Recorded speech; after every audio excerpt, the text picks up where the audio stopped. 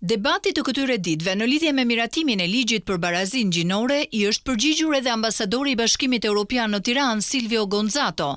Ai theksoi se ky ligj, më parë se të miratohej, duhej të ishte paraprir nga një debat shoqëror që publiku të njihej me termat e reformës dhe të mos i lihej vend dezinformimit.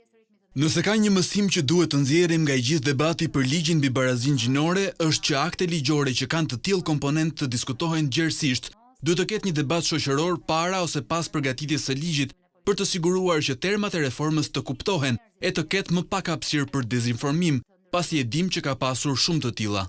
Ligji për barazinë gjinore synon të sigurojë që barazia mes burrave dhe grave të jetë realitet. Ai kërkon që të mos ketë diskriminim bazuar në faktorë të ndryshëm, përfshirë edhe seksin, u shpreh Gonzato, teksa ishte i ftuar në edicionin e 10 të Shkollës së Integrimit të Bashkimit Evropian. Gonzato vlerësoi se Shqipëria ka bërë progres në procesin e integrimit, por mbyllja e kapitujve të negociatave është më e vështirë se çelja e tyre, theksoi ai. Keni hyrë në një fazë komplekse, ku vendi ka nevojë për një ekspertizë dhe një administratë të përgatitur për të hartuar dhe miratuar politika në përputhje me Bashkimin Evropian.